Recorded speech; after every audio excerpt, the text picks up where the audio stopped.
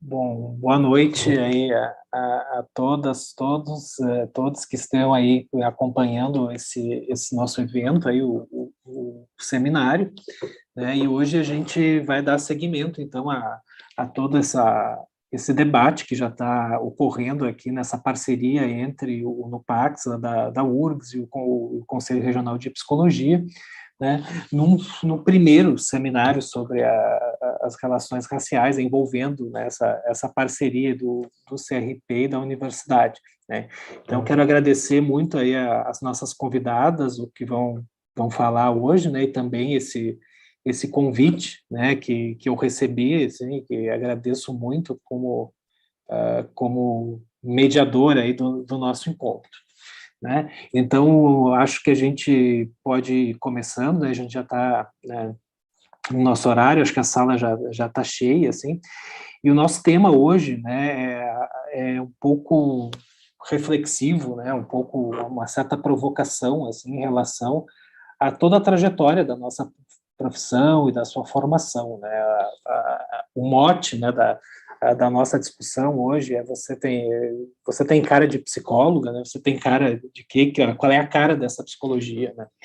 E eu acho que acho que essa é uma pergunta bem profunda, assim, eu acho uma pergunta bem complexa, assim, porque a gente tem uma trajetória, né, enquanto categoria, enquanto história da nossa área temática, como história das nossas práticas, né, e durante muito tempo a psicologia acabou se identificando, né, e acabou reproduzindo uma série de questões também raciais, de gênero, éticas e étnicas na sua forma de se apresentar, né? A psicologia no Brasil nasce como uma profissão, né, muito elitizada, muito identificada assim, com o modelo da clínica individual privada, né, e esse era o campo, né, por excelência, das camadas médias e altas da sociedade e, por consequência, então, uma psicologia que começa aqui no Brasil absolutamente branca, né?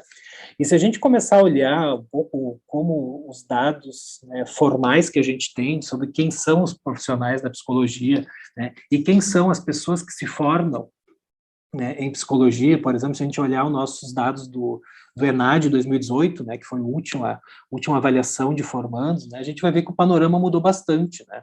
O panorama não é mais tão, talvez não seja mais tão estereotipado em relação à cor, à origem, a núcleos, a gênero. Acho que tem uma mudança muito importante assim das gerações que vêm. E não é à toa que a gente tem 3 jovens psicólogas aí para conversar com a gente, né? Porque acho que também retrata um pouco desse movimento, né, que começa a se articular na profissão nos últimos 20 anos, né, mas que só se implementa como uma mudança ativa, né, e efetiva mais recentemente, após vários processos de discussão das chamadas ações afirmativas, das regulamentações também de resoluções do Conselho frente ao exercício, né, e a discussão do racismo como um eixo político da nossa categoria, né, que era algo que há 20 anos atrás, por exemplo, figurava de uma maneira absolutamente periférica, né, e com muita pouca ênfase, né. E a gente sabe o que é a cara de psicólogo, né, a gente sabe o que é a cara da psicologia, né, e eu acho que eu fico muito feliz em ver aqui vários nomes aí de alunas e ex-alunas, né, que são caras novas e que propõem coisas novas e que vão ser, talvez, né, vamos deixar assim, já são, né, mas vão ser a cara da psicologia no nosso século XXI, né. Eu acho que a gente, todo o século XX, organiza isso de uma maneira de reprodução, né, muito dura, né, de alguns modelos, dentre eles os modelos pessoais, né. Então, fico muito feliz aqui com o convite, né. Eu acho que eu já conheço um pouco, já vi alguma coisa das nossas convidadas hoje, né, e acho que a gente pode ter hoje uma noite muito interessante, assim, para pensar, né, e para repensar, assim, afinal de contas, o que cara tem a psicologia, né, e que cara tem a nossa psicologia, e a psicologia delas hoje também, né. Então, podemos começar, gurias? Tudo bem? Então, todos os áudios aí, então... Oi? Ah, não, achei que alguém estava fazendo algo. Então, a gente começa com quem, gurias? Que eu me perdi aqui. Acho que é a Fernanda. A Fernanda. Acho que sou eu, né? Então, Roberta. Então, tá bem. Vamos, então, apresentar aqui mais formalmente, então, né, a Fernanda. Né? A Fernanda é graduada em Psicologia pela Universidade Federal do Rio Grande do Sul e atualmente cursa especialização em Saúde Mental e Atenção Psicossocial na Escola Nacional de Saúde Pública, Sérgio Arouca da Fiocruz, atuando como técnica social psicóloga no CRAS Norte, na cidade de Porto Alegre, e também é integrante do coletivo Psicopreta. Então, a gente mais ou menos combinou, pessoal, sem nenhuma rigidez absoluta, né, mas que cada uma das nossas convidadas aí vai ter entre 15 e 20 minutos para falar um pouco dessa sua experiência, né, e mostrar um pouco da cara da sua psicologia aí, né, e depois a gente abre, então, para o debate, né, e para poder também trocar mais com quem está aqui presente, tá bem? Então tá, Fernanda, contigo. Boa noite. Dá para me ouvir? Porque o áudio do meu notebook é bem ruim. Não, mas a gente está te ouvindo bem. Tá bom, então. Boa noite. Então, eu sou a Fernanda Maiato. Acho que essa apresentação já foi feita. Eu vou fazer uma audiodescrição, como eu acompanhei nos outros dias de seminário, né? Então, eu sou uma mulher negra, estou com coque, estou com um colar, que tem um retângulo laranja grande, e uma forma oval preta, estou com uma blusa preta, num fundo branco e um pedaço de porta, assim, de vidro. Queria agradecer muito o convite, tanto por parte do CRP quanto do NEPAC, e falar, né, do meu prazer, enfim, e da minha felicidade de participar de um evento com tantas pessoas que são referências e referências pertinho, né, e até alguns colegas de graduação, mas de pessoas que foram muito importantes para eu produzir uma série de questionamentos e uma série de reflexões e inflexões possíveis, tanto na produção desse trabalho que eu venho compartilhar hoje, quanto na minha graduação, e especialmente, né, nessa vida pós a graduação, que é como profissional.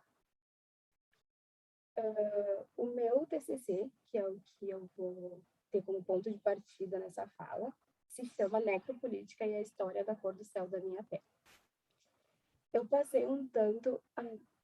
Tá muito alto. Tá, gente, peraí. Eu vou ter que falar alto, então, vou tentar falar alto. Eu falo baixo normalmente. O microfone é ruim e eu falo baixo. Mas eu vou tentar falar mais alto, assim. Às vezes pode ser que abaixe um pouco o tom, mas eu consigo ver o chat. Enfim, dando seguimento, o meu TCC, ele foi intitulado Necropolítica e a História da Cor do Céu da Minha Pele. Eu fiz ele junto com o professor Luiz Arthur Costa, com a Miriam Alves, da UFPEL, e foi comentado pelo Emiliano Camargo. E aí, eu parto de uma citação direta, que no meu TCC está numa carta convite ao leitor ou à leitora, mas que eu acho que vem fazendo muito sentido, especialmente para essas perguntas como essa, qual a cara da psicologia para você, que são perguntas que às vezes fazem com que a gente não dê uma resposta, né, talvez de imediato, assim, como um exercício quase terapêutico, quase clínico, mas sim possa abrir, talvez até desmanchar essa pergunta, né.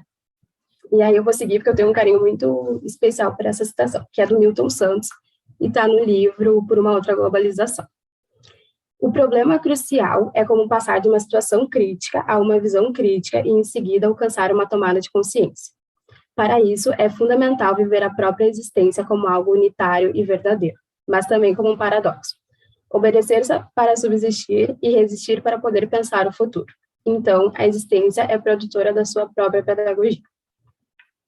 E aí, eu acho que logo nessa citação direta, que não necessariamente conversa tanto com o resto do texto, mas fala talvez dos paradoxos que dizem dessa formação e talvez desse próprio momento de pensar a psicologia, as relações étnico-raciais, as relações raciais, né, que esse é o título, mas também de poder pensar essa proposta de partir de uma produção de trabalho a partir do conceito de necropolítica. Então, eu me desconcentrei um pouco com o gatinho, mas, enfim. O conceito de necropolítica, ele foi cunhado pelo Joseph Ekinimi Baby, né? Acho que algumas pessoas já têm uma certa proximidade. Um filósofo camaronês, teórico político, é professor universitário também.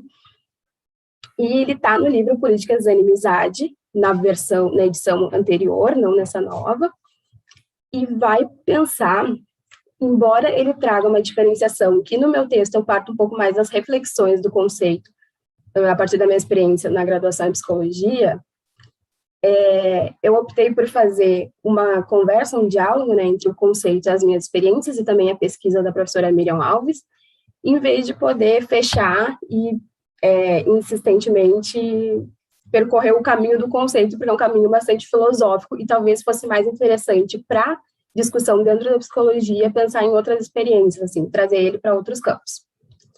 E aí, eu acho que é importante só pontuar, então, inicialmente, não que essa seja a proposta, mas que necropolítica e necropoder não são sinônimos, né, são posições diferentes, e que a necropolítica está dentro do necropoder. Isso pode ser que não fique muito claro na fala, mas justamente tem a ver com isso que eu disse, de partir das reflexões que o conceito suscita.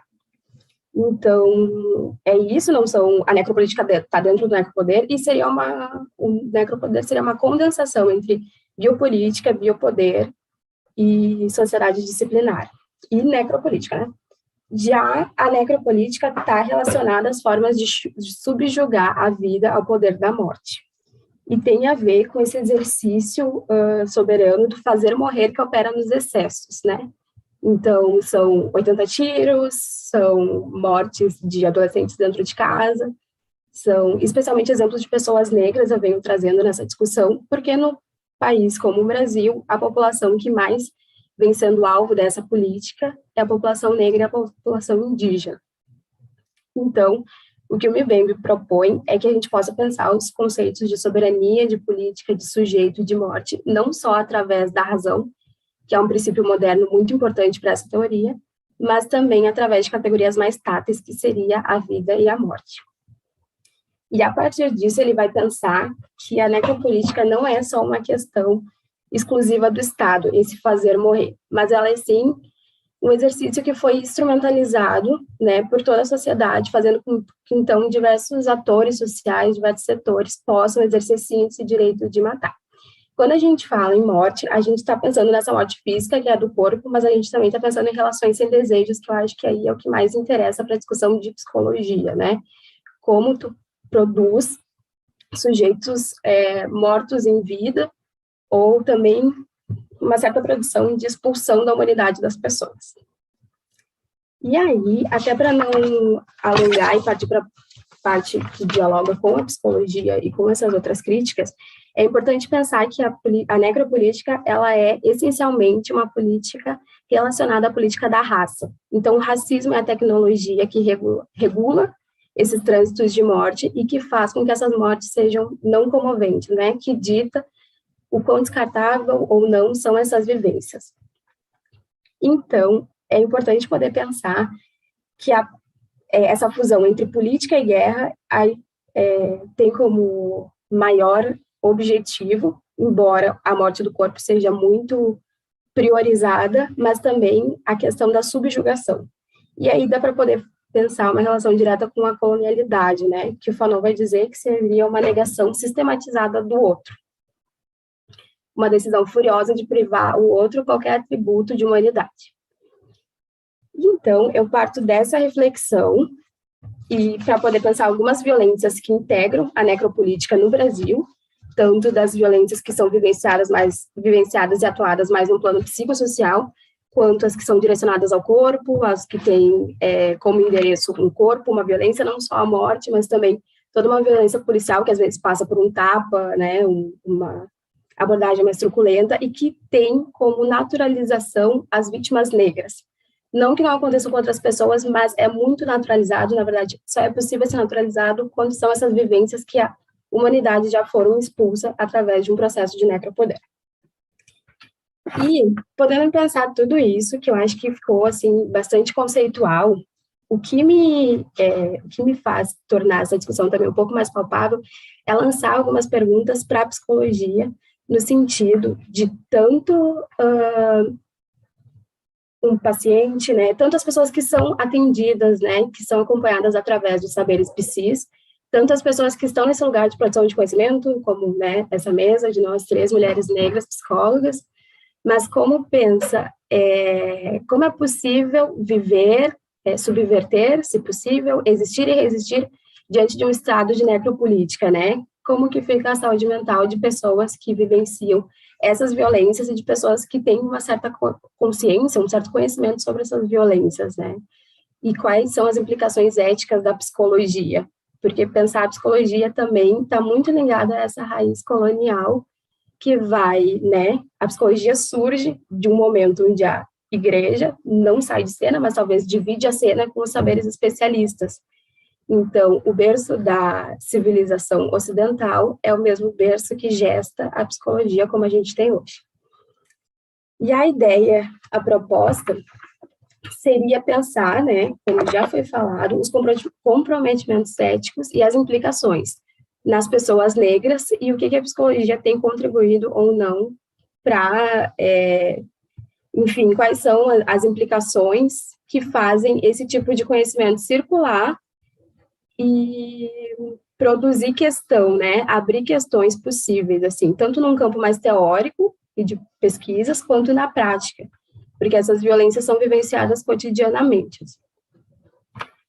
E aí eu trago também essas noções que eu acho que já foram faladas em outros dias, que eu não consegui acompanhar bem, mas eu imagino que sim, que são tanto a noção de negação, mais trabalhado pela Lélia, mas também a noção de pacto narcísico da branquitude, que eu imagino que deva ter sido já falado nos outros encontros, porque eu acho que tem sido uma boa perspectiva para a gente pensar o porquê da psicologia, né, como um todo, né, quando eu falo na psicologia, eu penso, né, numa também matriz de poder e não só nas pessoas que estão na ponta.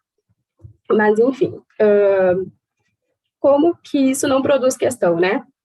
Eu fiz uma TCC no ano passado e era muito nítido, assim, todo mês, embora a gente saiba que as pessoas negras morrem diariamente de maneira muito violenta, todo mês, pelo menos de maneira mais ecoava mais na mídia casos muito específicos. Então, teve a Agatha Félix, eu não lembro se foi ano passado, mas enfim, teve João Pedro, teve aqui em Porto Alegre o João Alberto, teve o menino Miguel, teve uma série de adolescentes que foram assassinados, não só adolescentes, né? Adultos, teve o caso de um senhor de idade também que estava no hospital acompanhando a esposa. Então, todo mês ecoava da mídia, mas mesmo que não ecoasse, a gente sabia do que estava acontecendo. Mortes, né, especialmente essas mortes do corpo, que são as mais visíveis e que ganham um pouco mais de repercussão. E aí, esse trabalho, embora pesado, embora denso, e aqui, de uma maneira mais conceitual, se fazia necessário, assim, e se fazia indispensável, talvez. Inclusive, agora, né, antes de começar, eu estava pensando, assim, eu tive muita dificuldade de poder trazer hoje, assim, e aí eu estava pensando que, bom, né, meu TCC ficou extenso, e eu acho que no TCC não me preocupei com alguns recortes que eu faço aqui hoje, né, por uma questão também de uma certa liberdade de escrita, de um ecossistema linguístico de textos de escrita possível, assim, que viajou entre imagens, entre contos, entre várias coisas, que aqui fica muito difícil de trazer pelo tempo, enfim, né, tem uma série de questões. E também porque a gente não sabe com quem e como a gente sai dialogando, né, de quais conceitos já se parte ou não.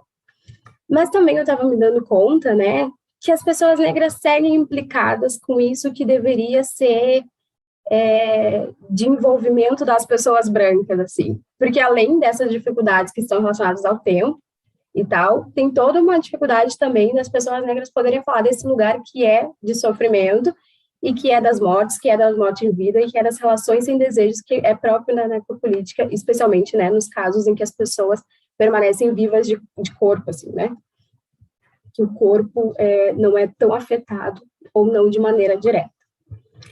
E aí, gente, eu acho que eu não dei muito segmento ali a parte do pacto narcísico da branquitude, mas tem a ver com em pensar a negritude como um campo ideológico bem no sentido da palavra, isso é a própria Cida Bento que vai falar, assim, com sangue, calor, com emblemas, né, com ícones, com simbologia, com signos, e pensar que a branquitude tem um esforço muito grande para preservar esse lugar do silêncio e do silenciamento das questões para não se deparar com isso, que sim, é produtor de culpa, é produtor de vergonha, é produtor... E no momento, assim, como também qualquer processo clínico, no momento em que vem à tona, né, no momento que aparece, no momento em que é permitido ser dito, a gente precisa se responsabilizar, né, e mesmo que não vá se responsabilizar, a gente precisa lidar de alguma maneira com aquilo que foi desvelado, assim. E então, pensar a psicologia como ela é e qual a cara que ela tem atualmente, me parece um pouco insuficiente, né? Eu acho que é isso, de não dar uma resposta rápida para que ela não feche a questão e sim siga produzindo mais e mais questões. Eu vinha pensando, assim, nessa pergunta de qual a cara da psicologia e até meio que fugindo um pouco dela, mas me parece que a psicologia talvez seja muito difícil dela de ser uma psicologia com uma proposta ético-política antirracista e decolonial, se ela se regenerar. Acho que se ela se regenerar, ela vai produzir o mesmo a partir do mesmo, né? Então, me parece que tanto as escrevivências ou as vivências implicadas com uma outra narrativa, produzidas a partir de uma outra pedagogia, de uma experiência que é ética, né? Que é um paradoxo, que resiste para poder, que subsiste para poder existir, e resiste para poder existir, eu acho que aí, a partir dessas experiências, adubando uma psicologia talvez seja mais possível do que ela se regenerar com esse berço civilizatório que é ocidental, que é colonial, e que, então, por essência, vai atuar a partir de uma necropolítica e vai corroborar de algum jeito, por omissão ou por ação. E eu fiquei mais atenta ao horário, então eu tentei fazer caber. Eu não sei se sobrou ou se faltou, mas eu acho que é por aí, assim. Fiquei preocupada em fazer caber no horário e nem, no fim das contas, não contei. Mas aí eu não sei se eu tô. Tá bem, Fernanda. Não, acho que tu fizeste já algumas provocações aqui na tua fala, né? E que a gente pode também seguir depois, debatendo depois que as nossas outras colegas falarem. Eu acho que esse teu paradoxo final aí, essa apresentação, se é possível fazer algo novo, né? E que tipo de reconstrução seria essa, baseada em que princípios? Eu acho que é uma discussão que está presente em vários movimentos decoloniais da psicologia no mundo, na África, na Ásia, na Oceania, né? E eu acho que, de fato, é uma questão muito complexa da gente pensar, né? O que fica, né? Se é que dá para ficar alguma coisa, né? Mas te agradeço, então, né? Muito obrigado, Fernanda, pelas tuas palavras, né? E passo, então, a palavra agora para a Liliana, né? A Liliana Dantas da Silva é psicóloga, também formada pela URGS, e mestranda em psicologia social da personalidade, além de ter uma atuação clínica também aqui na sua atividade profissional. Bom, Liliana, bem-vinda, boa noite, né? E te passo, então, a palavra. Boa noite, estamos escutando bem? Sim, tá bem. Tá, então tá bom. Eu também faço parte de um coletivo, né, que é um grupo de pesquisa, de estudos, que é o EGB, Negritude, Clínica e Políticas do Comum. E, enfim, boa noite, gente. Queria agradecer primeiramente, assim, o convite, né, por poder estar aqui compondo esse espaço, né, junto das colegas, né, que já de outros encontros também, e enfim, me senti muito honrada, assim, poder compartilhar também e participar de alguma forma, né, desse espaço. E ver, né, outras profissionais também, como eu, pretas, né, falando, né, do seu trabalho, da sua trajetória, fala, né, desse movimento aí que o Adolfo começou a falar no início, né, de uma certa transformação da psicologia, né, que, enfim, né, a gente tem ocupado esses espaços e tem transformado esses espaços por onde a gente vai passando, né? Não porque, né, as universidades mudaram por si só, ou enfim, né? Mas porque as pessoas negras começaram a produzir essa transformação, né? A partir da subjetividade. Então, a gente está colhendo esses percursos que a gente foi construindo, assim. E, enfim, também queria saudar aí o livro, né, que foi lançado, que também, né, dá nome para esse seminário, né, esse movimento que tem muitas pessoas, muitos colegas aí que em algum momento eu compartilhei vivências também. E, enfim. E por falar, assim, em vivências, eu fiquei batendo um pouco a cabeça, assim, com o que eu ia falar hoje, o que eu ia querer compartilhar, o que ia acontecer, assim, mas eu resolvi falar mesmo das vivências mesmo, né, das experiências, porque eu acho que isso enriquece, assim. Quando eu fiquei pensando no nome da mesa, né, de qual, né, afinal, né, não tem cara de psicóloga, né, e qual a cara da psicologia, né, para mim, eu fiquei pensando em muitas coisas, assim, né, e como é que eu fui me constituindo como psicóloga para hoje, né, ocupar esse lugar e, né, me dizer psicóloga foi uma tarefa bem árdua, assim, né, difícil. E, e que nós, né, mulheres negras, a gente vai sofrendo, né, bom, as pessoas negras em si já vão sofrendo dentro desses espaços, né, de opressão e tudo mais. Nós, mulheres negras, vamos encontrando, né, esses desafios e muito também pela dificuldade, né, enfim, né, de encontrar representatividade muitas vezes, de encontrar, não de encontrar, mas de esses espaços teóricos, né, sejam ocupados, né, por pessoas negras também, enfim, é uma tarefa árdua, assim, às vezes, né. E eu acho que a psicologia, né, nesse momento, ocupando o mestrado nesse momento, né, na psicossocial da URGS, acho que tem um movimento muito latente dessa transformação, assim, né, que é, de certa forma, uma certa virada, assim, né, epistemológica, assim, de pensar esse olhar da psicologia voltado também às relações raciais, a uma perspectiva anticolonial, né, de um outro olhar possível, né, para a gente pensar a subjetividade, pensar essas produções, assim, né. E, enfim, né, ao longo da minha trajetória, né, tanto na faculdade, lá na extensão, nos projetos onde eu fui me inserindo, né, era difícil dar essa cara, né, da psicologia, né, essa cara que me coubesse, né, que coubesse alguém como eu, assim, isso foi muito difícil de encontrar, e foi um desafio, assim, que eu fui trilhando, indo em, né, vários espaços e tentando encontrar essa possibilidade, assim. E houve um momento muito importante, eu acho que foi dentro da construção do meu TCC, né, que foi um TCC que foi feito numa perspectiva da escrevivência, né, da Conceição Evaristo, onde eu pude trazer um pouco da minha experiência, né, de intercâmbio, de estive no México, fazendo uma etnografia por lá, então consegui construir, né, através dessa perspectiva metodológica,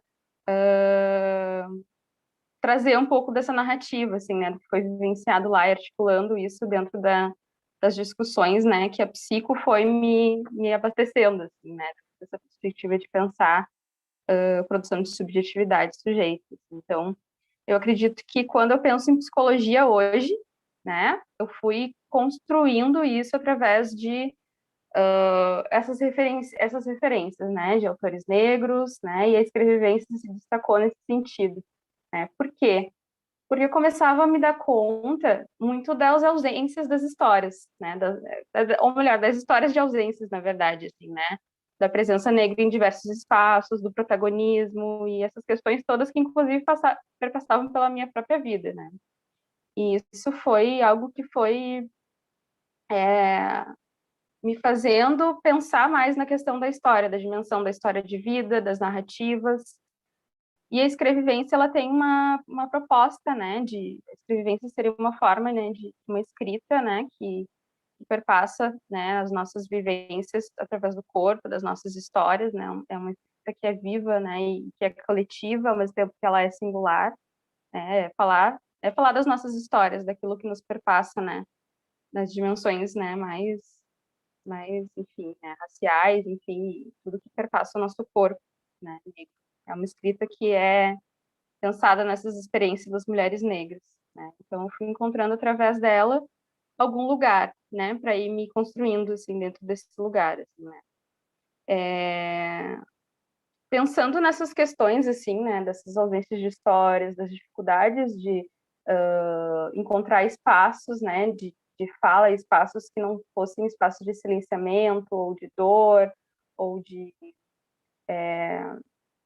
ou lugares, né, em que fosse difícil falar, né, para as pessoas, eu comecei a encontrar também, né, pensando a clínica como um espaço, né, de acolhimento e para evidenciar essas narrativas, assim, né, para que, enfim, né, pudesse haver um espaço seguro para se falar de si, né? E aí eu comecei a trabalhar na clínica, hoje eu atendo, né?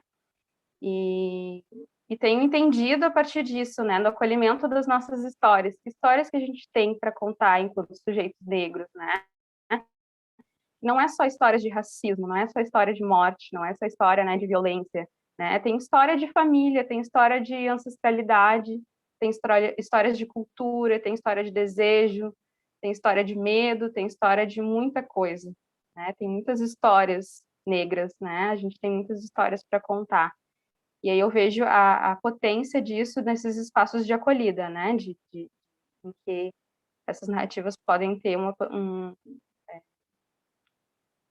como eu posso dizer, elas são valorizadas, né? E aí me pensando, então, como uma psicóloga negra, né, que está nesse espaço de acolhida dessas pessoas negras que têm buscado esse espaço, é possível pensar também como é diferente, assim, hoje em dia eu vejo, e eu escuto muito, né, das pessoas, dos pacientes trazendo o quanto as pessoas estão cansadas, as pessoas negras estão cansadas de serem escutadas por pessoas brancas, né, o quanto esse movimento de ver profissionais negros, né, atuando, né, o quanto eles se sentem representados muitas vezes e o quanto isso é potente, né, de poder ter um espaço para pensar, de se pensar, né, de pensar em saúde mental, com alguém em quem eles né, conseguem se sentir representados, reconhecidos e acolhidos, né?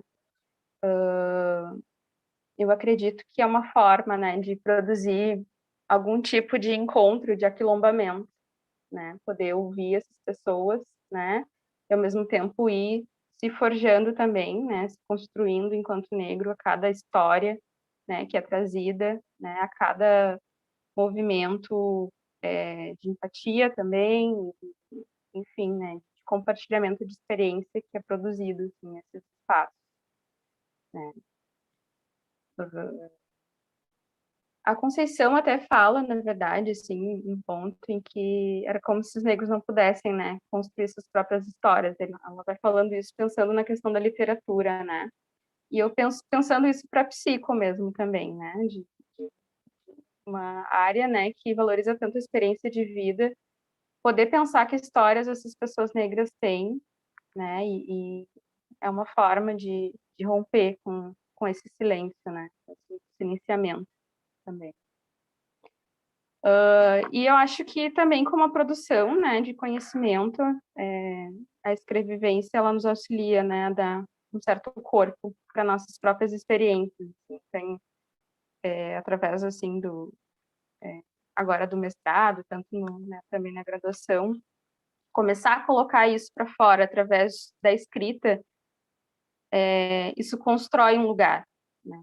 Um lugar subjetivo, assim, e vai dando corpo, né? Corpo para as histórias, para as nossas subjetividades, para as nossas identidades, e vai nos fazendo mais protagonistas, né? E apropriados, né? De ser um sujeito, né? Tornar-se negro.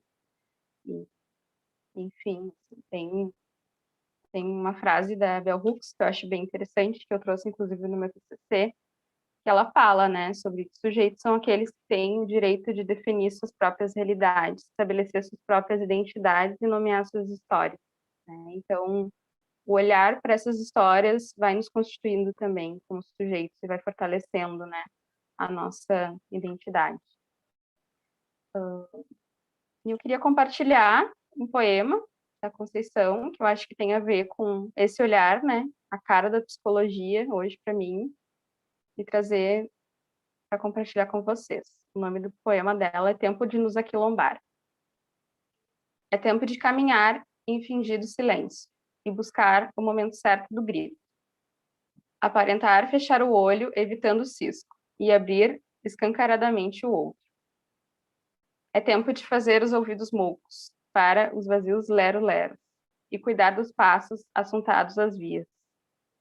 Ir se vigiando atento, que o buraco é fundo.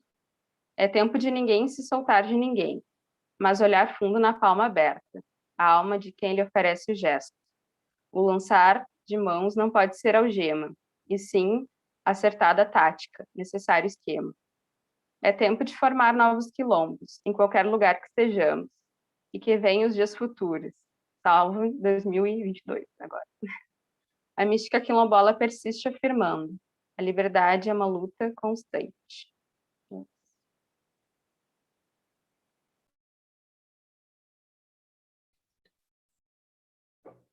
Bom, obrigado, Liliana. Acho que tu acabas aí com essa poesia, né? Que acho que mexe com a utopia, mexe com o sonho, né? E acho que mexe com essa vontade de luta aí. Acho que foi muito, acho que é uma frase muito especial, ainda mais no momento em que a gente está vivendo, né? Nesse atual momento. Então, te agradeço aí as tuas palavras. E depois a gente segue conversando, tá? E passo agora então para nossa terceira convidada, né, a nossa terceira, né, palestrante aí, né, que é a Roberta da Silva Gomes. A Roberta também é psicóloga, é formada pela UFSPA e que também está fazendo mestrado em Psicologia Social Institucional na URGS, né? A Roberta, além disso, é conselheira, né, dessa gestão do CRP e presidenta da Comissão das Relações Étnico-Raciais aqui do CRP do Rio Grande do Sul, né? Então, eu agradeço aí a tua presença, Roberta, e te passo a palavra. Obrigada, Adolfo. Me escutam bem? Sim. Então, boa noite a todas, todos e todes. Primeiro, eu queria agradecer a escuta, né, poder escutar a Fernanda, a Liliana. Liliana eu já conhecia, né, de outros trabalhos, da própria comissão, do mestrado, e a Fernanda, a primeira vez que eu tenho a oportunidade de escutá-la, assim, foi muito bom te ouvir, Fernanda. Acho que tenho vontade de ler teu trabalho, assim, né? A tua fala acho que foi muito potente, imagino que a tua escrita, né, seja tanto quanto, assim. Então, muito feliz, assim, de poder estar falando depois de vocês duas, né. Bueno, né? A ideia era, então, a gente poder falar um pouco sobre qual é a cara da psicologia. E quando a gente estava organizando, né, o seminário e a Lisiane Guedes, ela sugeriu esse nome para a mesa, né? Na hora eu pensei, quantas vezes eu já escutei isso, né? Ah, mas você não tem cara de psicólogo. Né?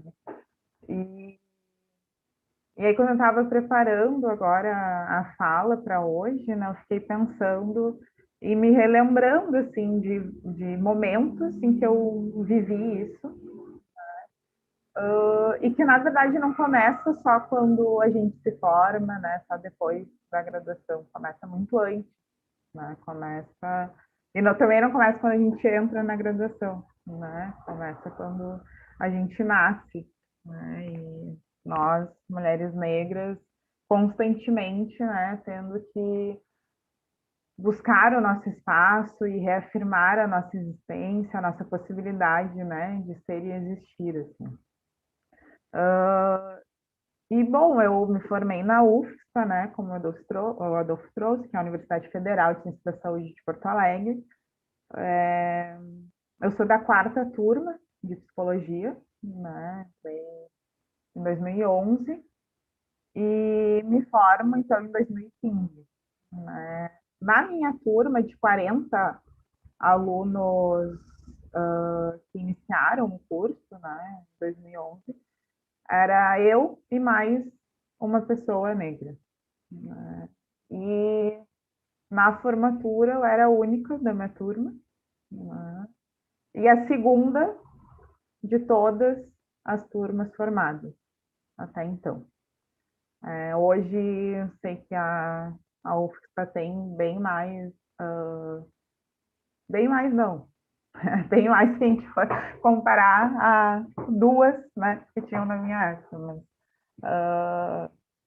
mas tem as meninas aí que estão se formando por agora, e então tá um número um pouco mais expressivo, mas ainda assim, né, muito, muito limitado, né, ainda a gente precisa constantemente, mesmo com as ações afirmativas, né, está questionando que a universidade para quem, né, quem é que pode acessar a universidade e depois de acessar, quem é que permanece na universidade, né, porque muitas dessas pessoas também, né, pretas que conseguem acessar a universidade, quando não tem assistência permanente, também não conseguem permanecer na universidade, né, isso também vai trazer consequências para a cara, né, das profissões, né? Então, isso também vai trazer consequências para a cara da psicologia. Né? E, e eu me lembro, né, então, da primeira vez que eu me dei conta na graduação, de que aquele espaço não era tão acolhedor assim para mim, né? E que eu não fazia tanta parte daquele lugar. Era uma disciplina de psicologia social, segundo ano de graduação, talvez, terceiro, quarto semestre, e, e a gente estava discutindo um pouco assim das influências, né, grupais e de como a gente se sentia, né, estando em grupo, estando em determinados espaços, e etc. E, e aí eu relatei, né, que eu morava perto da Praça da Encol, né, para quem é aqui de Porto Alegre, que é uma praça no bairro nobre de Porto Alegre, branco, elitizado. E eu fazia tentativa de caminhar nessa praça, né, fazer exercício físico caminhando nessa praça. E eu fui pouquíssimas vezes, porque quando eu chegava na praça, eu me sentia um animal exótico, né, na praça. Eu não me sentia parte daquilo, me sentia olhada por todas as pessoas e de uma forma que só nós, né, pessoas não brancas, entendemos. Né? Então, eu só me identificava com as babás, né, que estavam ali com as crianças brancas, né, as babás pretas que estavam na praça passeando com as crianças, ou os transeuntes que estavam na parada de ônibus, né, então os trabalhadores que circulavam por ali, né, e tem muito comércio, então a maioria desses trabalhadores também são pretos. E quando eu trouxe isso na sala de aula, e na época a minha consciência racial ainda também estava muito no começo, então eu também nem trouxe com tanta crítica assim, né? Eu trouxe muito mais no sentido de falar como eu estava me sentindo.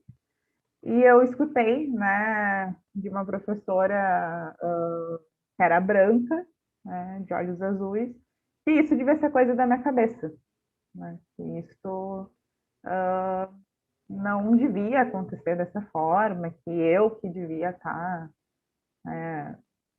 vendo coisa onde não tinha.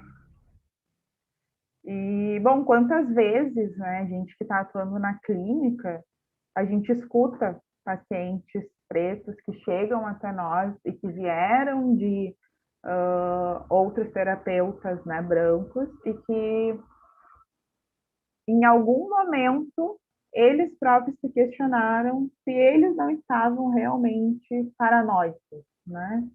Se eles não estavam vendo coisa onde não tinha. Né? Porque esses terapeutas brancos, ao escutarem essas histórias, traziam que, mas será que é tanto assim? Será que é isso mesmo? Né? Tu tem certeza do que tu está falando? Tem certeza que essa percepção é real? Né? E chegava ao ponto, então, desses pacientes realmente ficarem em dúvida se aquilo que eles estavam sentindo e que eles sentem, né, desde sempre, porque, como eu disse, essa necessidade, né, de ser, de reafirmar a nossa existência desde que a gente nasce, né, eles começam a se questionar. Então, acredito, né, as gurias também, que tendo essa prática, também já devem ter escutado isso, né, é muito, muito comum, né, a gente escutar isso não só na clínica, né, mas principalmente, eu acho que sim. E isso é um questionamento, né, que eu acho que a gente precisa fazer constantemente, né, porque a psicologia, ela é historicamente é uma ciência, né, que foi criada e alicerçada, né, em teóricos brancos, né, eurocêntricos, e é uma psicologia criada por uma elite, né, criada por uma população que não é a nossa população, né, e principalmente quando a gente fala aqui de Brasil, onde 56% da população, né, é negra, e a gente estuda ainda, né, nos cursos de graduação, uma psicologia muito embranquecida, que psicologia é essa que a gente está estudando? Né? Quem são esses psicólogos que a gente está formando?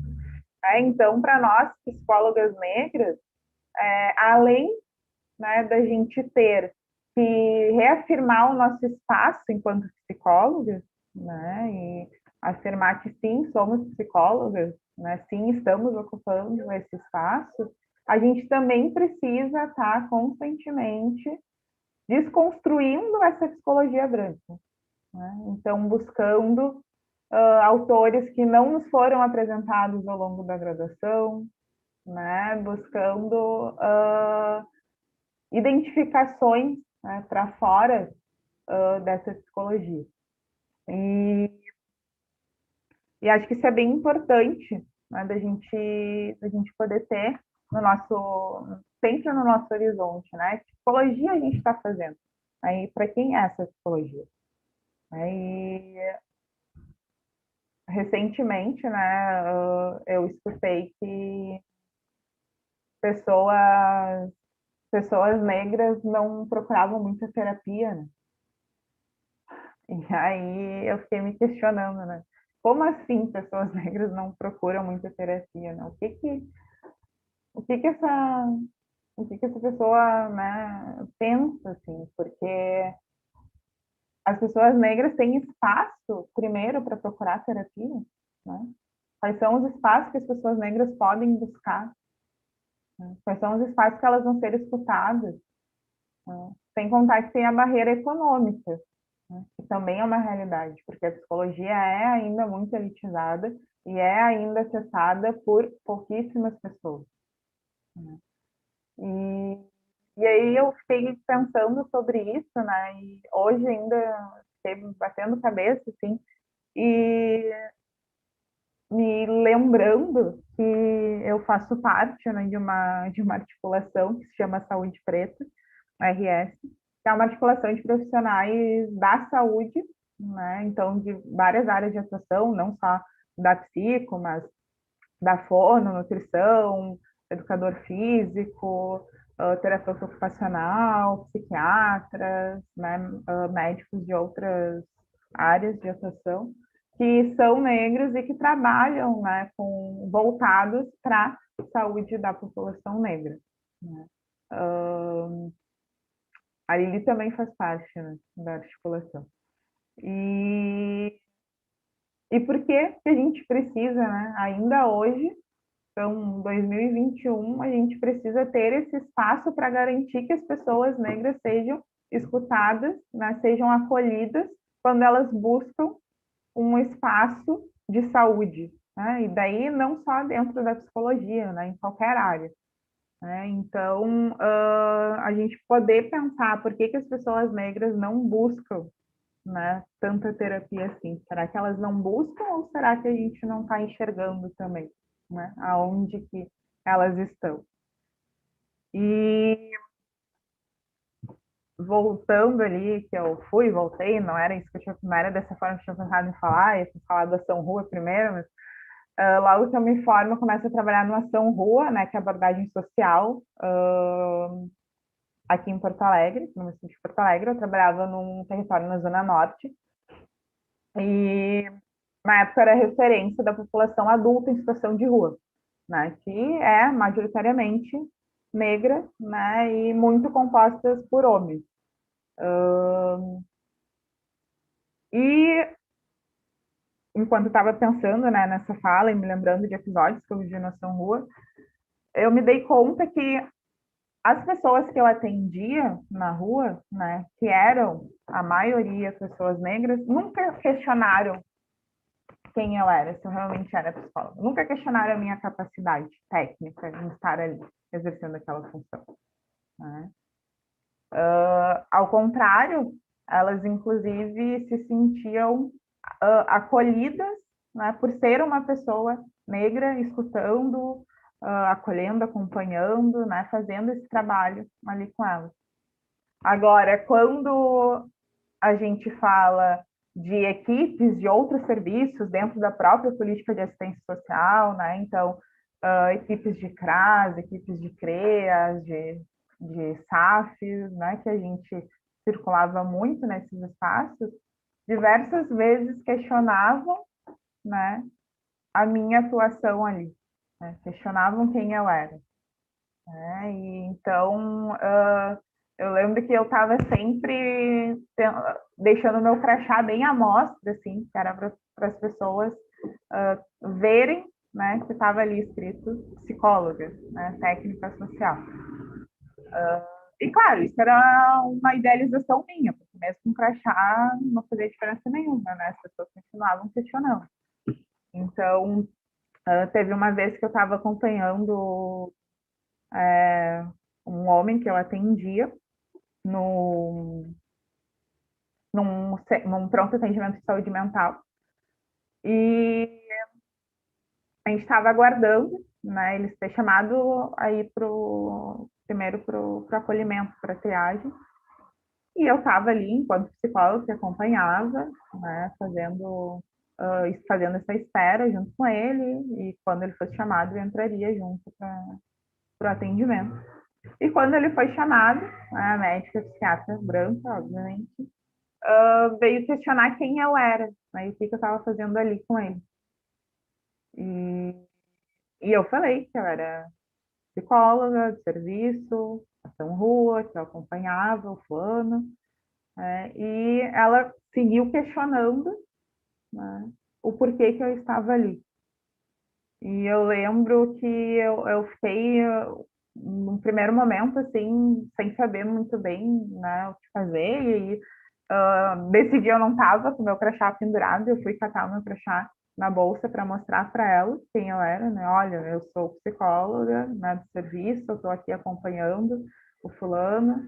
E aí ele teve que dizer que gostaria que eu entrasse, né, na consulta para que eu pudesse participar, né? Então eu precisei que o usuário ele estava sendo acompanhado, estava sendo atendido, validasse, né, a minha existência naquele lugar para eu poder exercer o meu trabalho.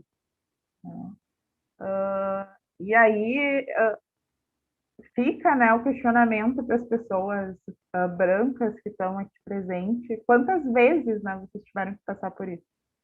Né? Quantas vezes vocês tiveram que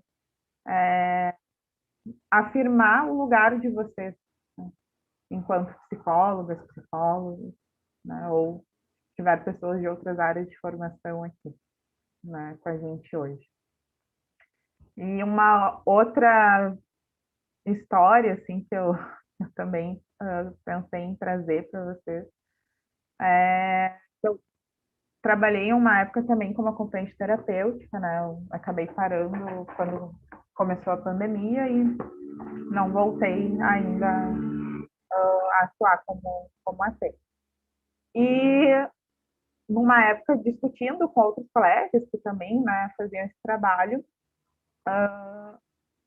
a gente chegou à conclusão que nós, pessoas negras, né, psicos negros, que faziam esse trabalho de acompanhamento terapêutico, né, que é um trabalho que se dá na rua, né, no território. Então, às vezes, né, tu vai circular por territórios onde tu pode estar mais ou menos exposto, né, a uma abordagem policial, por exemplo, da gente andar sempre com a nossa carteira de identidade profissional. E desde então eu passei a andar sempre com a minha carteira de identidade profissional.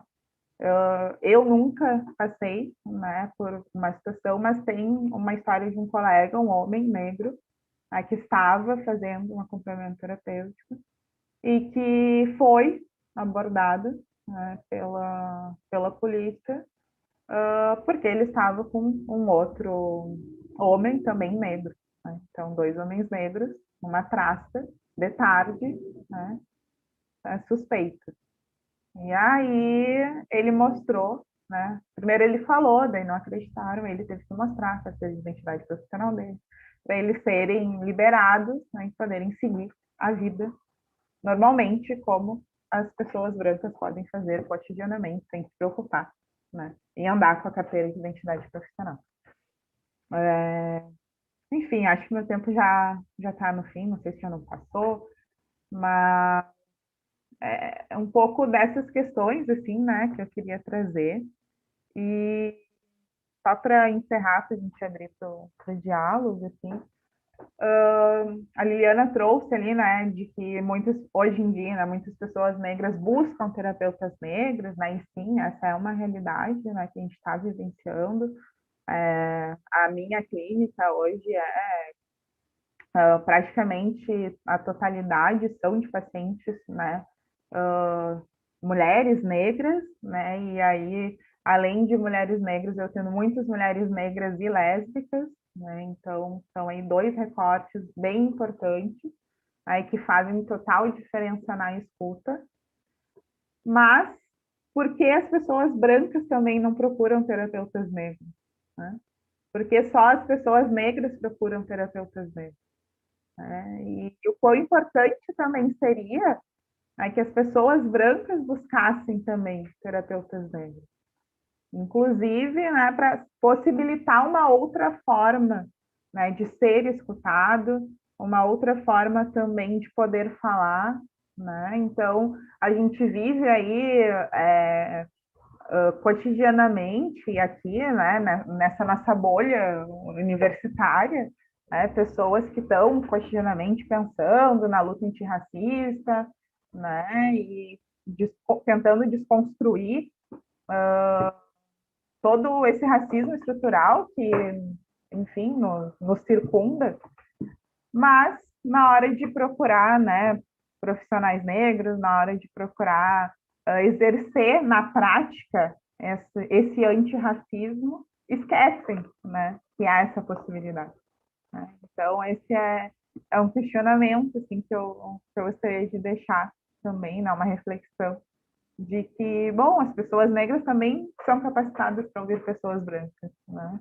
Às vezes eu até brinco que eu tenho cotas para brancas, né, na minha clínica, assim, é quase isso, assim, é um efeito inverso, né, das ações afirmativas. Mas, enfim, acho que era isso para a gente poder passar para o debate. Tá bem, obrigado, Roberta, aí pela tua colocação. Acho que essa reflexão aí que tu fizeste aí no início, aí também na esteira das colocações das colegas aí, da Liliana e da Fernanda, também acho que é importante pensar, né? Bom, de fato, boa parte daquilo que as nossas práticas, nossos fazeres e saberes se alicerça, né, está baseado num conhecimento produzido com pessoas brancas no hemisfério norte e no meio urbano, né? Ou seja, tem vários afunilamentos, né?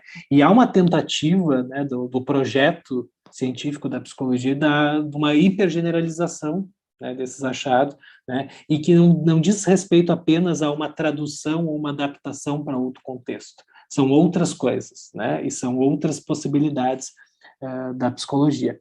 Então, agradeço aí a tua fala também, né? E eu acho que a gente pode abrir aqui para começar a conversar também, né? Para ver se alguém tem alguma colocação, alguma pergunta.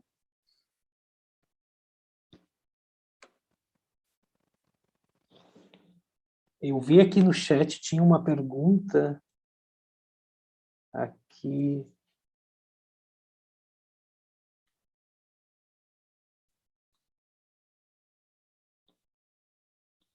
Acho que a Maria Eduarda, né, faz aqui uma pergunta assim, sobre o que vocês acham dessa necessidade, né, da aquisição de um título, né, como uma tentativa de afirmação do ser no título, né, como se de alguma maneira, talvez, né, corroborando aí o que o que a Roberta estava colocando agora, essa necessidade deste papel, dessa caderneta, dessa carteira, né, para de alguma maneira legitimar a existência, né? Então, se é psicólogo, então tá bem, então pode sentar na praça, né? Então, acho que é um pouco, talvez seja um pouco disso, assim, né, que ela tenha feito aqui a pergunta, né?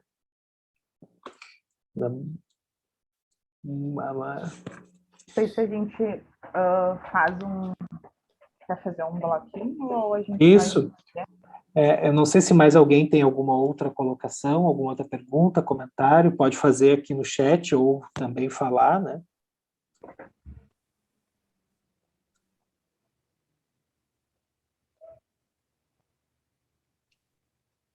Acho que eu vou falando então enquanto isso.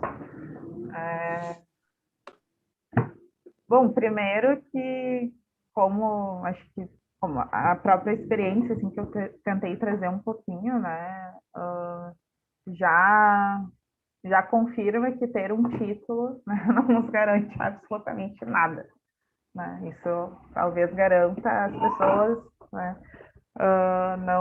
não negras, não indígenas, né, mas para a gente, né, isso não é uma garantia.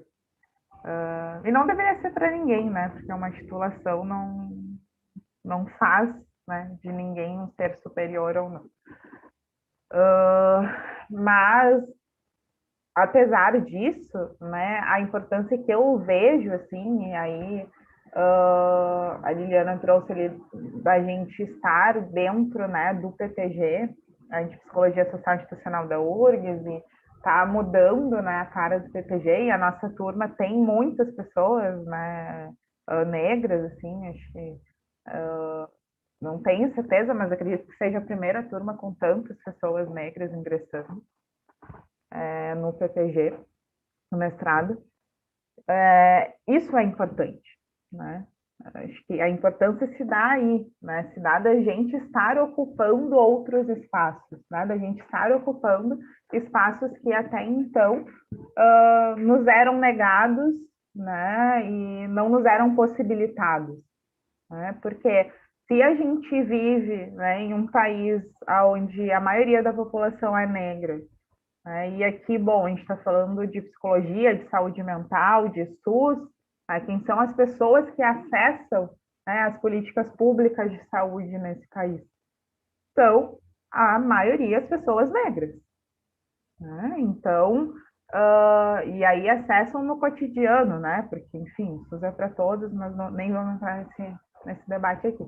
Mas nesse cotidiano, né, de saúde, de buscar consulta e acompanhamento e tal, são as pessoas negras, né?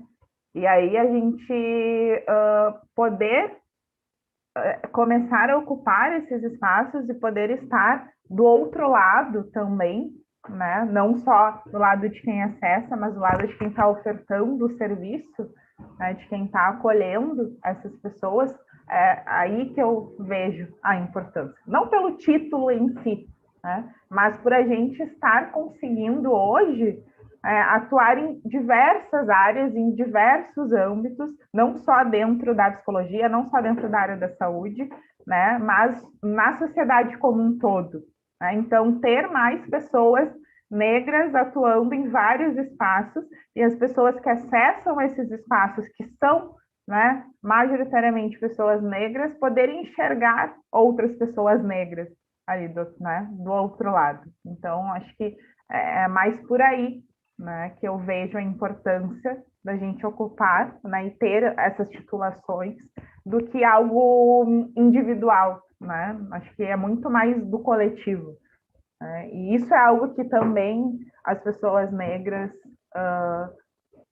com consciência racial, né, possuem, que é sempre esse pensamento, essa luta, né, esse estar fazendo não só por nós, mas por aqueles que vão vir depois de nós, os que vieram antes de nós também. Isso, e vou complementar aqui, antes também dessas gurias querem comentar isso, né? Teve mais um comentário aqui da Mariana Lentes Tarouco, né? Que gostaria de saber como fortalecer a luta por uma psicologia diversa e plural, com várias caras aí, entre aspas, né? pegando aí o mote do nosso encontro, né, sem desconsiderar, né, o lugar de fala, né, das pessoas psi-negras, né.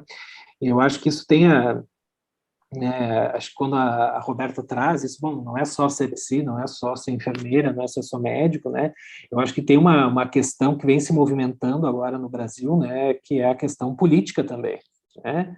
Eu acho que, nesse sentido, a participação política, né, e as garantias, né, que pelo menos agora, né, nesse momento, né, o Senado brasileiro tem, né, tem se organizado para ter uma representação mínima garantida de mulheres negras, né, de mulheres, de pessoas negras. Eu acho que isso todos são movimentos que a gente precisa também né, incrementar, né, não, já temos o primeiro passo aqui, né, no Conselho, né, acho que já é mas acho que tem uma falta, né, de condição da organização dessas políticas dentro dos próprios partidos, né, dentro das próprias câmaras de vereadores, assembleias e tal. Eu acho que esse é um espaço ainda subrepresentado e que precisa ser ocupado para justamente poder, né, criar essas novas estratégias, né, de luta e de atuação. Mas não sei, gurias, se vocês querem comentar também alguma coisa aí das perguntas.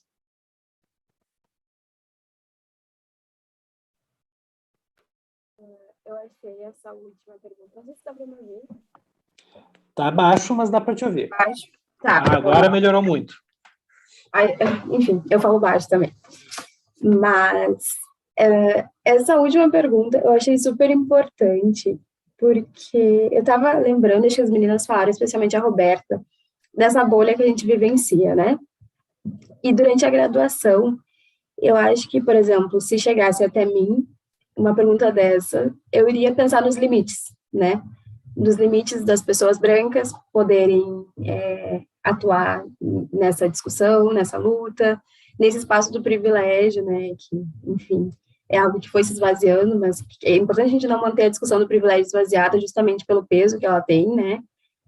Tanto para as pessoas brancas que usufruem dele, quanto para pessoas negras que, de certa forma, são vítimas, né, de privilégio que beneficia as pessoas brancas. E aí, mas agora, acabando a graduação, estar nos ambientes, nos equipamentos, no meu caso é no CRAS, né, mas estar nos equipamentos, estar trabalhando, né, estar ali na linha de frente dos serviços públicos, faz suscitar outras questões, assim, né, e faz perceber a importância da participação das pessoas negras nessas discussões, assim. É óbvio que podendo pensar esse lugar, né, que se ocupa, o lugar da branquitude, e eu até estava pensando, enfim, na própria apresentação que eu fiz, e que eu, de certa forma, fiquei um pouco incomodada de ter que recortar, acho que eu comentei isso, né, quando eu estava apresentando, de ter que recortar, e aí fazer parecer que a questão dessa morte, a questão desse sofrimento, seja predominante. Até quando a Lili falou, me veio muito isso na cabeça, assim, que talvez a minha angústia seja não ter podido chegar à parte onde a gente, né, de certa forma, explana a resistência, a subversão nisso que é imposto pela branquitude, mas que não é aceito, né, assim, de qualquer jeito, pelas pessoas negras. E aí eu fico pensando na importância, assim, especialmente na linha de frente, que começa na graduação, das pessoas brancas poderem se implicar e se posicionar, né? Além de estudar, óbvio, uma implicação subsidiada por estudos, né? Lendo pessoas negras, ouvindo pessoas negras, e não só as pessoas como autores, que já estão há um tempo, assim, bom, sei lá, não é só ler sobre Fanon ou escutar Fanon, né, ler sobre Fanon, mas poder escutar os colegas negros que estão, né, em sala de aula, as vivências, as contribuições, poder também se posicionar frente a várias violências institucionais que acontecem no âmbito tanto da graduação, mesmo sendo, bom, a Psico-URGS eu tenho um grande carinho, mas também não posso falar que foi um lugar isento de violências institucionais que passam pela via do racismo, né? Então, tanto a partir da graduação, quanto nos ambientes de trabalho, nos equipamentos da saúde, da assistência, onde for circular, eu acho que esse posicionamento, assim como em qualquer discussão, né, esse apontamento crítico, ele é essencial, assim, sabe? De poder também, de certa forma, ser um certo escudo para as pessoas negras. Se essa luta mobiliza tanto, né, por que não poder, de certa forma, segurar o impacto desse sofrimento que ocupar certos espaços vai gerar justamente por uma desconsideração das pessoas negras em lugares de um certo prestígio, né? Mesmo que a gente ainda possa produzir críticas sobre qual é esse prestígio da graduação, mas, enfim, já que já está ali, né? Como tornar essa experiência um pouco mais agradável. Mas eu fico pensando nisso, assim, né? Da importância de poder se implicar, se posicionar.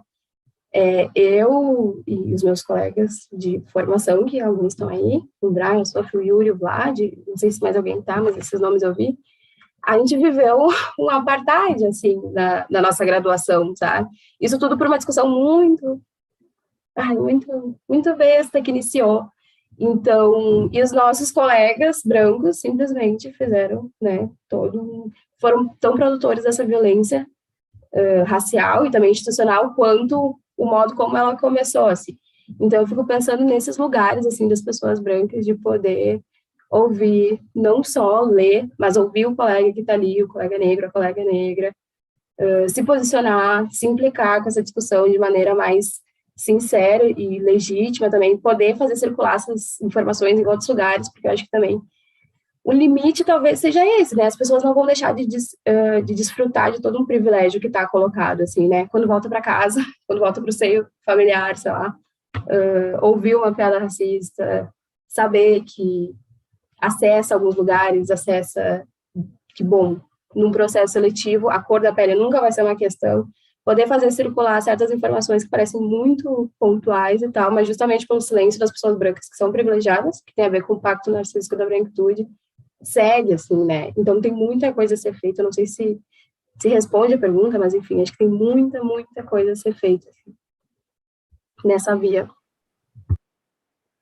E eu acho também que quando a gente entra em determinados espaços, a gente não fica estático, né? Não deixa o ambiente estático. Acho que a gente produz transformações, né?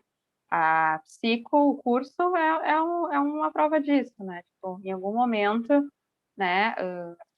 As negras foram começando a ingressar e isso vai gerando, isso vai trazendo outras pessoas, né? Que vão se reconhecendo em outras pessoas que chegaram até aquele espaço, né? E que vão vendo caminhos possíveis também de trilhar, né? E a questão da titulação acho que tem a ver com isso também, assim, né?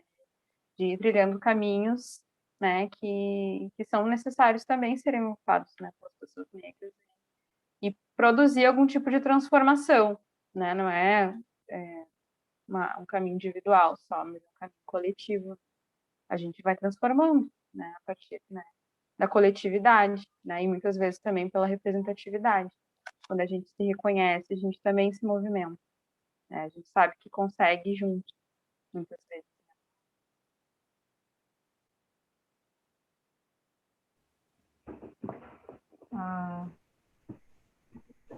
Posso falar? Claro, claro. Não, estava lendo que o que a Tainá colocou no chat, e o que a Fê traz é super importante, que ela destacaria também que deveria fazer parte de uma ética antirracista das pessoas brancas. E além de escutar os colegas negros, referenciar esses colegas quando passam a se posicionar. Isso serve para colegas e professores e para todo mundo. E era mais ou menos isso que eu ia falar, assim, porque essa é uma diferença também, né, que a gente vê dentro da academia, né, dentro da psicologia, e quando são pessoas brancas, né, que estão produzindo um certo conhecimento, essas pessoas são destacadas, são lembradas, né, são citadas. E quando são pessoas negras, né, isso raramente acontece. Então, exceto por outras pessoas negras. Né? Então, essa também ser uma forma de dar visibilidade a uma outra forma de se fazer psicologia, né? Uma psicologia que seja efetivamente plural, né? E aí, bom, não só a questão racial, né, mas questão de gênero, sexualidade, né, capacitismo, né? Então, todas essas variáveis que se apresentam, né, na sociedade, porque são pessoas, né? A gente, enquanto psicólogas, nós lidamos com pessoas, né? E as pessoas são diversas, né? E a gente poder olhar para essa diversidade, né? Então, eu sempre falo, assim, que necessariamente para ser psicóloga, né, tu precisa partir de um pressuposto, né, da coletividade, precisa fazer uma análise que ela seja social, né, antes de individual. Óbvio que cada indivíduo vai ter a sua singularidade, vai ter a sua história, a sua trajetória, né, mas se a gente não faz essa análise do contexto social, político, econômico, no qual essas pessoas que a gente atende estão inseridas, essa análise ela vai ficar rasa, né? Porque a gente vai estar olhando só para o indivíduo. Aí a gente não pode tratar a pessoa, sei lá, mulher negra da periferia, chefe de família que tem 4 filhos, e que passa o dia trabalhando fora para sustentar, né, aquela família, chega em casa e tem toda a jornada, né, tripla jornada, né, então o 3º turno de trabalho em casa, de cuidar da casa, de fazer comida, de cuidar das crianças, e uma pessoa branca, né, da região central, que pode ter 4 filhos, mas que tem ali a babá que ajuda nos cuidados, então que não precisa lidar com toda a carga, né, todo o peso que recai sobre os ombros das mulheres negras. Né? Quando a gente está desse lado, a gente não pode tratar essas duas pessoas da mesma forma, porque são histórias diferentes e elas vêm de espaços diferentes, né? Então, a gente precisa ter esse olhar amplo, né? E essa é uma dificuldade muito grande que eu percebo, né, das pessoas não negras, não indígenas, dentro da psicologia, quando a gente está falando da questão étnico-racial, né? Que é olhar para a sociedade e enxergar qual é a sociedade que a gente está falando, né? Recentemente eu fiquei sabendo, porque eu também não sabia, que o número de pessoas, a porcentagem de pessoas brancas no mundo, ela é de 18%. 18%. E é óbvio, né? Se a gente para pensar e analisar os continentes e tudo mais, a gente consegue chegar, né, a essa conclusão de que o número de pessoas brancas é muito menor. Mas isso está tão naturalizado para a gente, né, que as pessoas brancas é que detêm, né, o poder no sentido dos espaços de circulação, que a gente está constantemente atuando para essa branquitude, né? Então, essa forma, né, de olhar a sociedade, eu acho que vai fazer a diferença na hora da atuação, né? Para além do que as gurias já trouxeram, né, de olhar para os seus privilégios, de entender, né, a sua branquitude e ser crítica, né? Então, não adianta só dizer, sim, eu tenho privilégios, mas se escuta o coleguinha ali falando algo, né, que é racista, daí não precisa nem ser algo dentro de humor, né, mas fazendo uma avaliação que seja racista e tu silenciar, isso não é tornar a psicologia plural, isso não é tornar a psicologia, né, mais preta, menos branca, menos elitizada.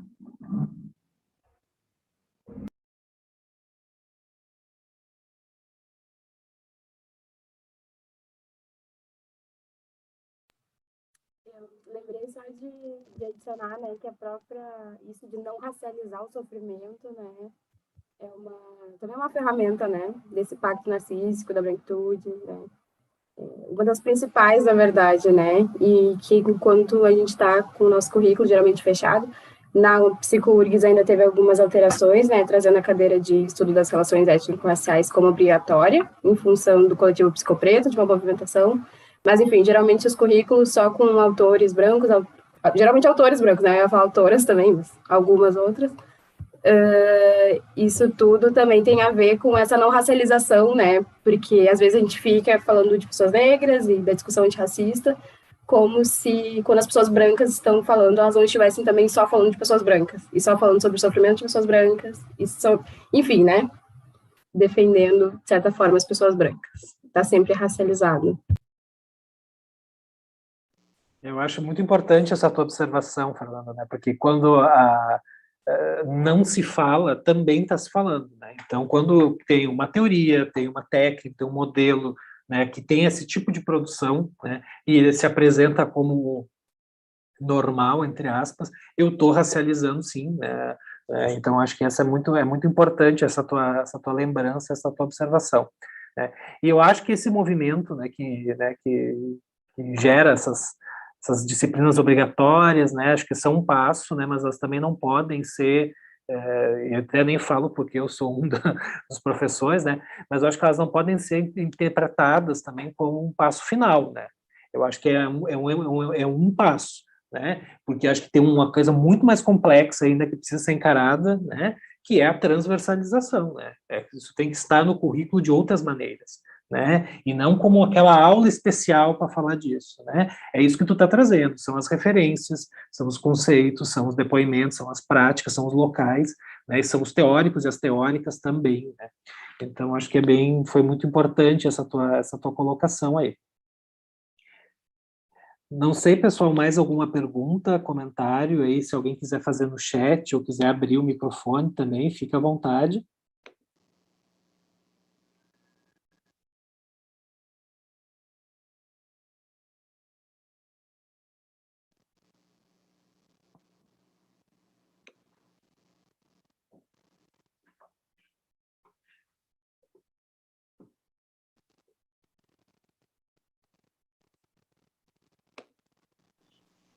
Oi, gente, tudo bem? Boa noite. Oi, Eduardo fala aí, está Maridata. falando de novo. Então, eu gostaria de saber, com relação à psicologia no Brasil, nós acabamos de fazermos 59 anos, né? E a gente está falando de uma prática que também no Brasil é uma prática recente, então, né? Ainda é bebê nesse sentido. E a gente está falando também de uma prática de uma psicologização negra nesse sentido, né? E eu queria saber, por exemplo, quais são os pontos positivos que vocês reconhecem com relação à psicologia negra, em detrimento ao tempo de existência aqui no Brasil. Tá? Obrigada. Tá, obrigado, Maria Eduarda.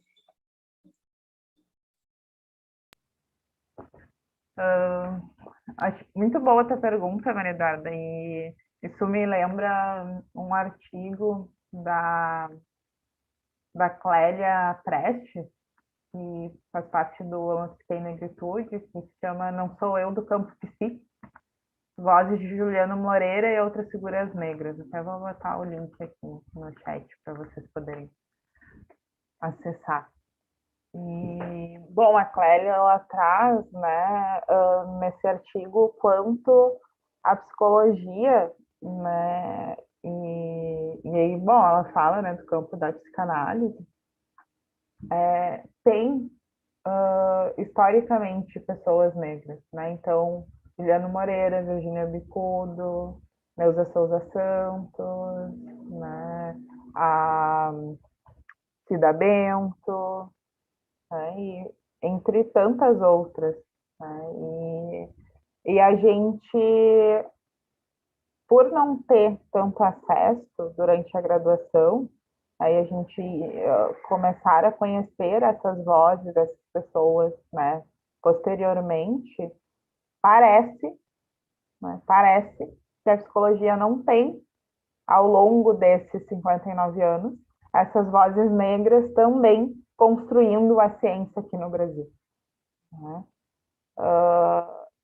Então, essas vozes negras da psicologia, elas estão construindo a psicologia desde o início, né, da sua jornada. E aí aqui, né, tem pessoas famosas, né, autores famosos, mas temos muitos outros, né. A gente tem a Maria Lúcia da Silva, que coordena, né, o Luna Psique e Negritude. A gente tem o Emiliano Davi, né, a gente tem Jesus Moura, a gente tem Célia Zenaide, a gente tem a Cessa, né, a gente tem muitas psicólogas, né, e psicólogos negros que estão construindo essa psicologia, né, estão construindo a psicanálise, né, há muitos anos. Então, não é algo recente, né, não é algo recente no sentido de 5, 10 anos para cá. Né? O que falta é muito desconhecimento, né, e falta de conhecimento por tudo que a gente estava falando antes, né, por uma construção de uma psicologia que é europeizada, norte-americanizada, né? Então, a psicologia que não traz na sua essência, né, as construções que a gente tem aqui também, né, dentro do Brasil. E sendo dentro do Brasil, né, uma psicologia que não é branca, que não é colonizada, ao contrário, é uma psicologia decolonial.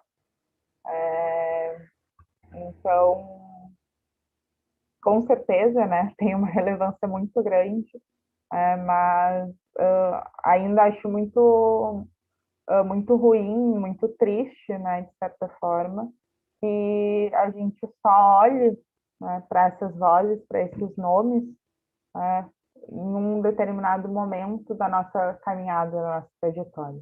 A gente precisa que dentro das formações, que dentro dos cursos de graduação, né, no país, essas vozes, né, elas sejam trazidas desde o início, né, e elas sejam transversais às áreas de atuação, né, que não seja só numa disciplina de psicologia e relações raciais que a gente conheça essas vozes, né, e quando a gente esteja estudando psicologia do desenvolvimento, quando a gente esteja estudando a avaliação psicológica, a psicologia jurídica, né, entre tantas outras áreas, né, que produzem também conhecimento, que a gente possa buscar, né, esses autores, essas autoras negras. Né, então, que a gente consiga já começar a produzir, né, esse conhecimento baseado nesses autores, né, de forma transversal. E não só quando é para falar das relações raciais, né? Porque a gente também sabe falar sobre outras coisas, né? As pessoas negras também produzem para além das relações raciais.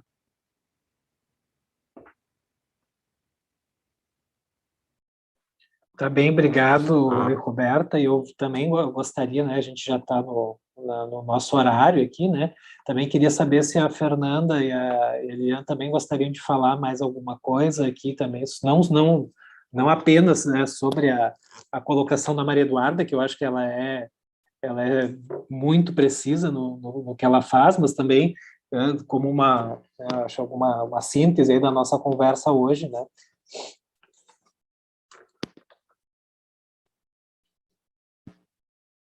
E não significa que tu não possa falar mais também, tá, Roberto? Tá? Eu só puxei um pouquinho aqui para a Fernanda e para a Liliana.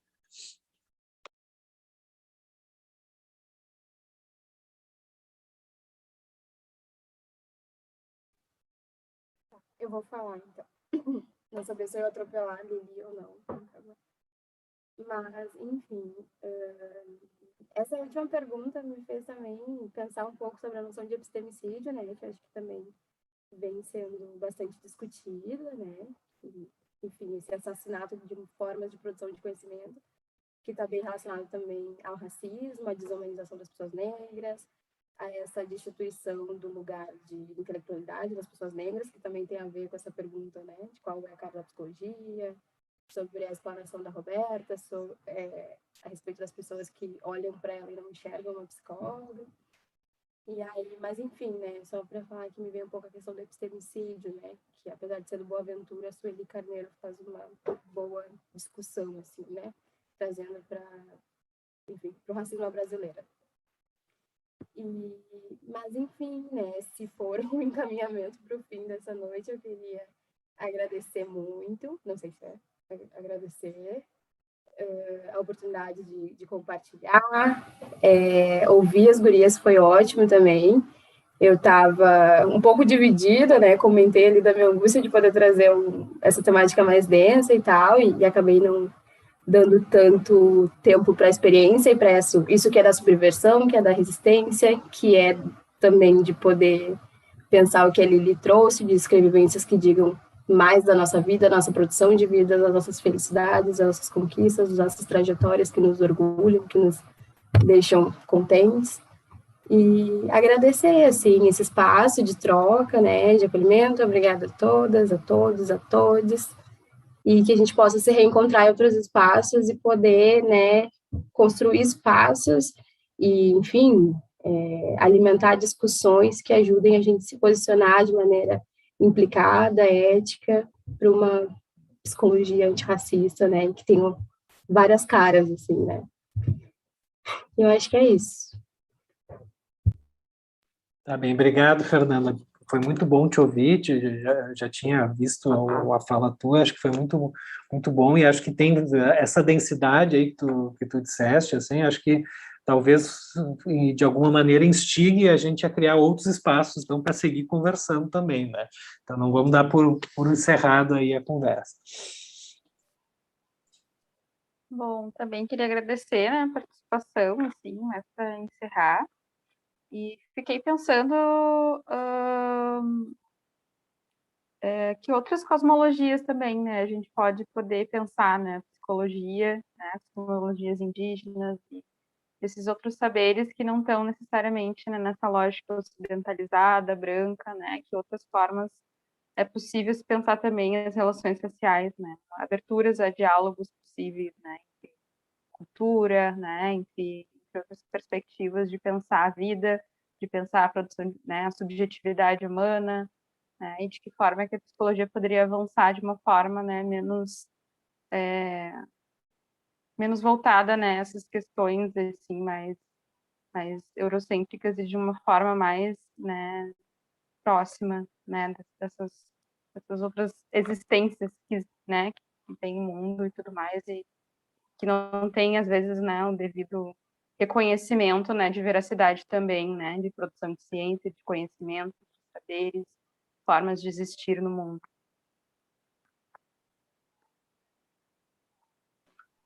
Tá bem, obrigado, Liliana. Acho que quando a gente consegue, né, ouvir o que as pessoas falam, né, quando a gente consegue promover esses espaços, acho que todo mundo cresce, todo mundo aprende, né? E acho que essas ideias que tu foste trazendo aí, que também comentaste do teu trabalho, né, de poder falar da vida, poder escrever sobre a vida, né? Eu acho que essa ainda é uma fronteira que tem vários movimentos aí na psicologia, mas é uma fronteira que a gente precisa conquistar, né? Quem é que pode falar de si, né? Enfim, eu acho que foi uma conversa muito boa, mas, Roberta, se tu quiseres ainda fazer assim, uma síntese aí. E, não, eu queria ler um poema também. Eu estava aqui procurando, não estava achando agora, eu achei. Que é um poema da Maya Angelou, para encerrar, né, assim, essa participação, né, então agradecer também a possibilidade de estar aqui, né, como eu já tinha trazido antes, é um prazer poder dividir a mesa, né, com as gurias, e, enfim, né, seja a primeira de muitas oportunidades aí que a gente tem. Então, o poema da Maia se chama Sozinha, o que eu entendo que tem tudo a ver com o que a gente estava, né, trazendo aqui na noite de hoje. Deitada pensando na noite passada, como minha alma pode encontrar um lar, onde a água não cause sede e o pão não seja de pedra, eu pensei em algo. E não acredito que esteja errado. E ninguém mesmo se dá bem por aqui sozinho. Ninguém mesmo se dá bem por aqui sozinho. Tem muitos milionários com tanto dinheiro que não conseguem usar. Suas esposas andando por aí como almas penadas. Seus filhos cantam o blues. Eles vão em médicos caros para curar seus corações de pedra. mas ninguém mesmo se dá bem por aqui sozinho. Sozinho, ninguém mesmo se dá bem por aqui sozinho. Agora, se você me ouvir, eu te conto o que eu sei. Nuvens de tempestade estão se formando e o vento vem em golpes. A raça humana está sofrendo e eu posso ouvir o gemido porque ninguém mesmo se dá bem por aqui sozinho. Sozinho, ninguém mesmo se dá bem por aqui sozinho. Maya Angelou. Acho que foi muito bonita a tua, muito, muito especial também a tua escolha, né? Porque eu acho que esse é um momento de troca, de encontro, né? E eu acho que eventos como esse, né, tentam talvez responder aí essa provocação que a Maya faz no poema, né? Que a gente sozinho não vai conseguir, né? Mas eu agradeço muito a presença de vocês, beleza? O tempo passou voando aí, acho que foi muito bom ouvi-las e conhecer mais das experiências, dos trabalhos de vocês, né? E agradeço mais uma vez o evento por ter me convidado para participar, né? Desse momento aqui, como alguém que tentou um pouco ajudar assim, a mediar sem ser muito censura aí, por favor. Então, agradeço a presença de todo mundo aí, todas as pessoas que puderam acompanhar a gente aqui, que também acompanham pelo YouTube, né? E nos vemos, então, no próximo encontro, né? Dentro do ciclo do evento, tá bem? Boa noite, pessoal.